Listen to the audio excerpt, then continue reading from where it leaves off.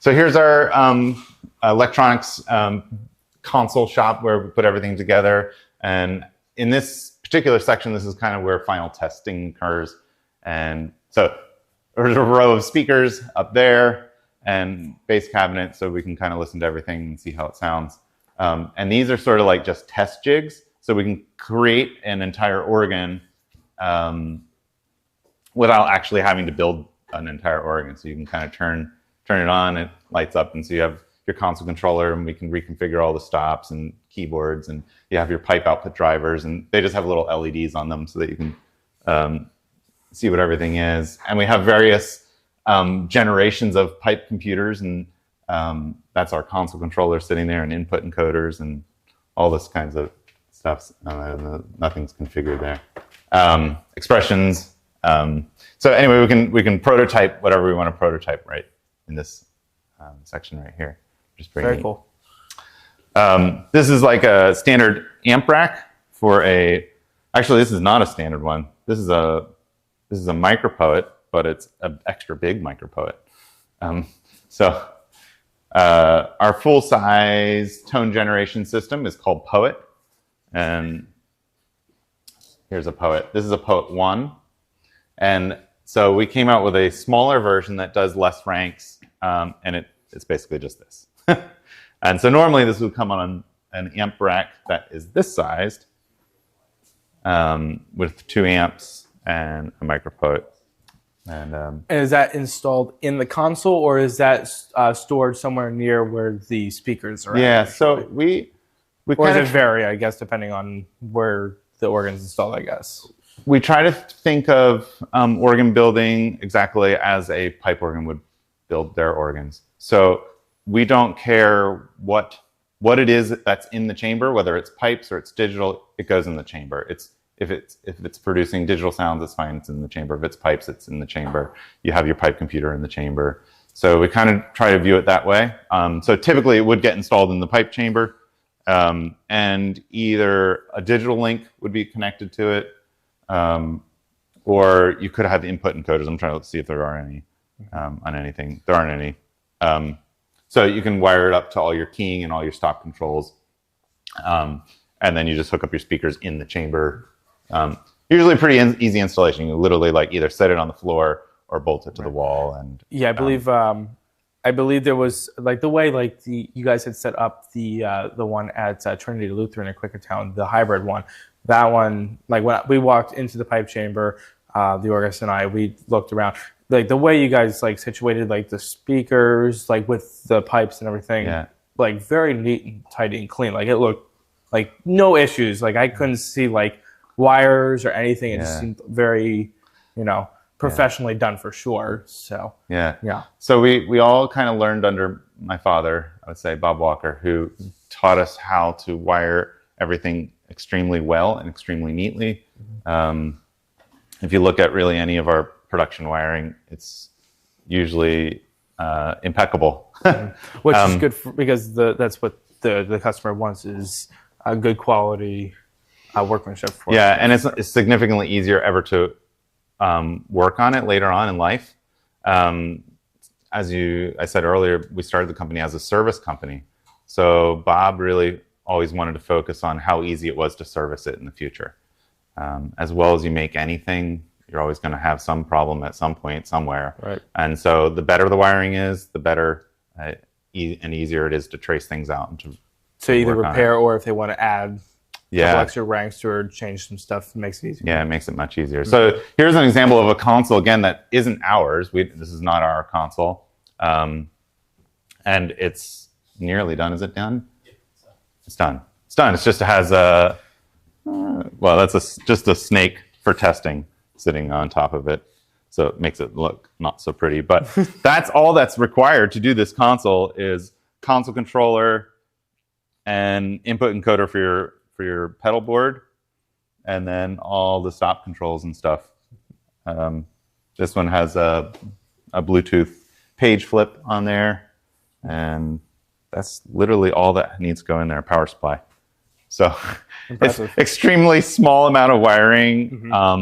All the keying is done magnetically, which is something that as far as I know, we pioneered that. I don't think we've been doing it for, I don't know, 20 years probably. So at least, right? Yeah. In which there's a little magnet that gets mounted on the bottom of the key and a little keying strip with a sensor, and it just senses how close the magnet is to the sensor, and then the console controller reads that in and figures out whether the note should be on or off, and also can figure out if you have second touch or double touch and to key that as well.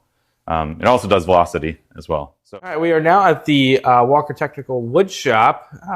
It is about 20 minutes from the main factory in Center Valley. So explain a little bit about inside the building here. Yeah, so this wood shop's been around for a long time, really since, well, for pretty much as long as I can remember. And it used to be Cabinets by Willard, and we kind of partnered with him. Eventually, we just kind of took over the wood shop, and it's been our wood shop ever since. So this is just a console that they're working on. We're doing the interior portion of it, and the exterior was a different organ manufacturer. And we're just rebuilding the interior of it. So this is basically what we saw at the other place, except no electronics. It's just no electronics, nothing's put in it. It's just all the woodworking. And really the only part that we're doing is all the interiors. So anything that you kind of would deal with or touch ends up getting to be brand new.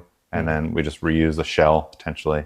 It's not always the case. It's always different. But in this case, that's what's going on here.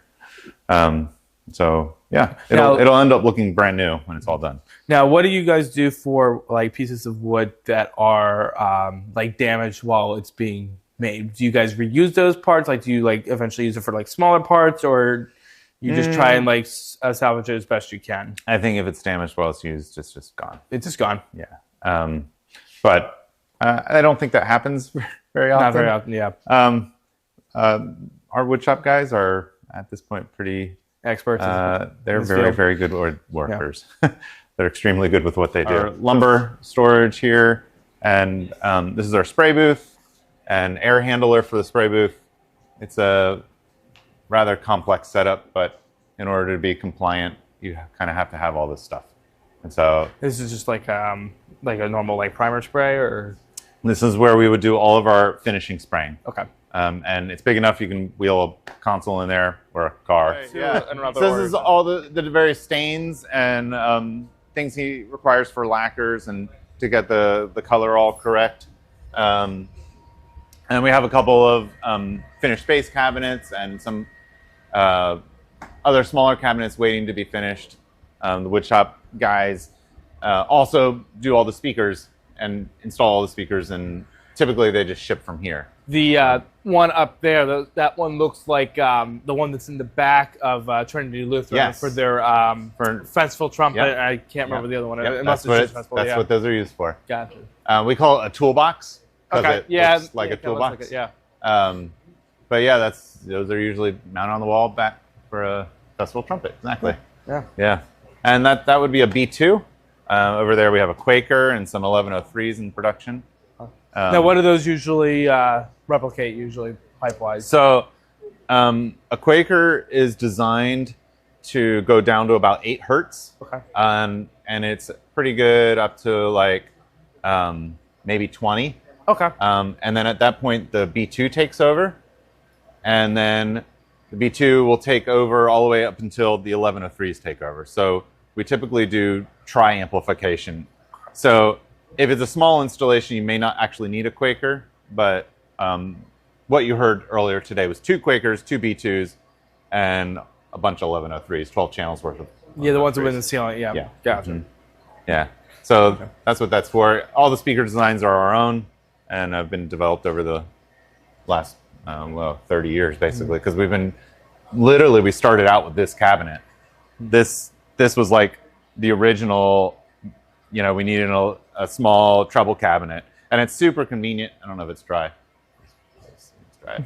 Anyway, they're really light, and you can mount them up on a chamber ceiling or wherever you want to put them. And yeah, I've seen plenty of those in our travels. Yes. Yeah, so they can go kind of anywhere in a chamber, and then obviously you have to find spaces for first B2s UCC has First UCC has 2 of these on both sides, left and right side of the front of the sanctuary. I can see those from without even having to climb their ladders there. I can see them with no problem. And we used to use a B2000. I don't see any B2000s around. But that was a fantastic base cabinet, but it was just huge. It was, like 7 feet tall and 4 feet wide and 3 feet deep. Now, those are pipe driver boxes over there. So we make all of our pipe driver boxes. They are finished cabinetry and they look gorgeous. So trying to always do the best quality work we can. Certainly our wood shop is top notch. So he takes care of testing, assembly, and then ultimately shipping of all the speakers. That all gets done here. Gotcha. So you can see they're all sort of stacked up, and so that's speaker production. Now, for like a normal two rank pipe organ, digital organ, how many of those are usually used typically? Do you mean like two manual or two rank? Like a 2 manual. Okay, so like 2 manual. So if it's based actually upon the size of the building more than the size of the organ. The organ itself. Okay. So a home organ, you can get away with like 7 1103s and then like a small bass cabinet. Okay. And that would give you 7 channels of audio plus 1 bass, so it would be 8 channels total. So that would be like a small home organ for us anyway. Small. But and then you can scale all the way to we did a stadium in Tampa. We did for Tampa Bay Lightning, we did their stadium. It's a theater organ, and I think the count is 192 1103s. I guess they mounted them into the ceiling, I guess. Or... they are mounted all along the catwalk. Oh, okay. Gotcha. And they kind of hang down. And then they're also sort of behind, they have a section that they call behind the pipes. And there's a whole bunch more. There's like 48 more back there. So it scales based upon the room. So that's a stadium sized. And that's, 25,000 watts of power. And, it's a lot. It's a lot. So, and I think that place has 8 Quakers and 8 B2s to create. To accommodate that, that's a lot. So so it scales. So so a 2 manual in an average sized church, we would probably do 16 1103s probably, and a B2.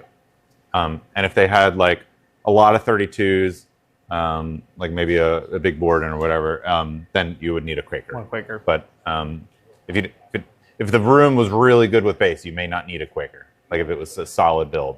So the more solid the building is, the less bass you need, because it reflects back and isn't absorbed into the building.